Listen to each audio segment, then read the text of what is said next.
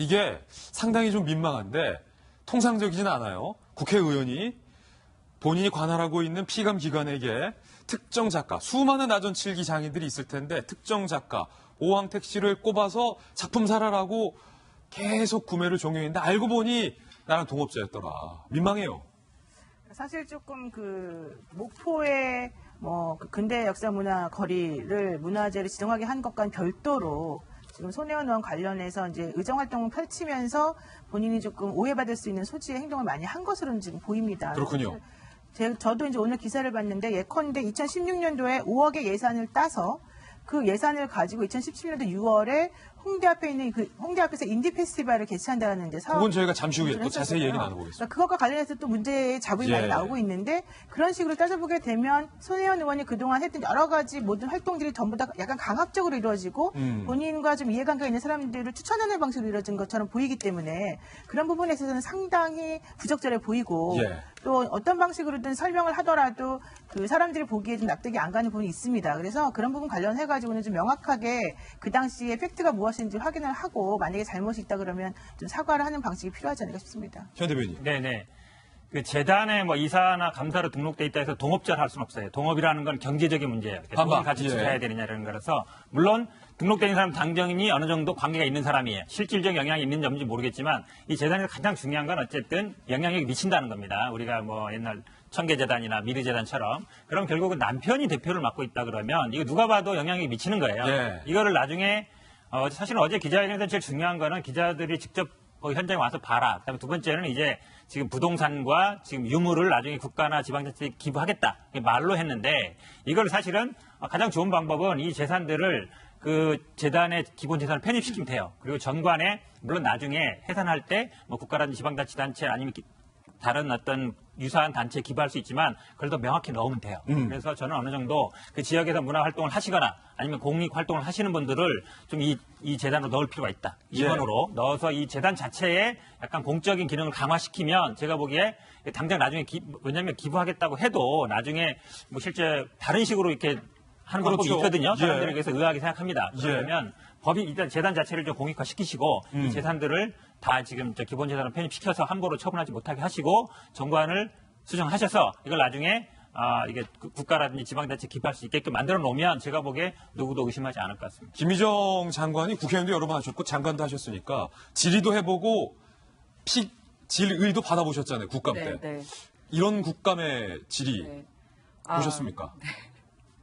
정말 전무후무한 것 같아요. 그래서 지금 많이 나오고 있고 본인이 회피하고 있는 답변 중에 하나가 이해충돌 관련된 질문만 나오면 전혀 답을 안 하고 있잖아요. 그래서 그 부분을 얘기했으면 합니다. 뭐냐 하면 손혜원 의원이 그냥 마포 사는 동네 아줌마면 이해충돌이라는 말을 할 필요가 없죠.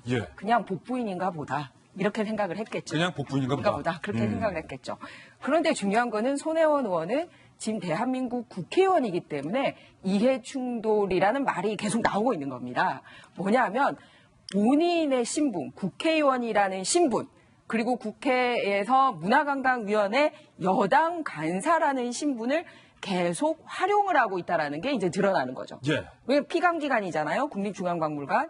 그런데 거기서 그냥 내가 평소에 나전칠기가 굉장히 좋으니까 폭넓게 나전칠기에 대해서 이렇게 좀 지켜봐 달라 이런 게 아니라 콕 찍어서 그 작가 그리고 아까 동업자 아니라고 그랬는데 동업자 맞아요. 왜냐하면 거기서 이익이 생기면 그 만든 사람하고 재단이 반반 나눠 갖는 거잖아요. 퍼센트는 정확하게 모르겠지만 그게 동업자죠. 그래서 그렇게 한 거. 그다음에 더 기가 막힌 거는 뭐냐면 남편 회사에서 만든 물품을 또 역시 피감기관이 문화재단에서 왜 그 관광상품 판매하는데 거기에 자기가 여당 국회의원이 되자마자 그 수탁 상품으로 선정이 됩니다. 그리고 18가지나 해가지고 250여 작품이 서울역이라든지 공항이라든지 이런 데서 정말 좋은 자리에 이렇게 전시가 돼서 사람들에게 팔려 나가는 거죠. 그러니까 이것도 피감기관에 영향을 준 거잖아요. 피감기가 아닌 목포시나 이런 데도 영향을 받고 어쨌든 여러분들 잘 아시지만 1,100억 원이나 앞으로 문화재 거리에 들어올 거라든지 보훈처를 통해서 이렇게 아버지 지정받은 거라든지 이게 다 그냥 아줌마가 아니라 국회의원이라는 신분을 활용했기 때문에 이해충돌 금지에 해당된다라는 겁니다. 예, 현대변인. 그리- 말씀하세요. 김정은 말씀 네, 계속하시죠. 그래서 예. 마무리하자면 뭐냐면 이번에 어제 기자회견에서는 정확하게 공직선거법 위반을 본인이 만천하가 보는 데서 해버렸어요.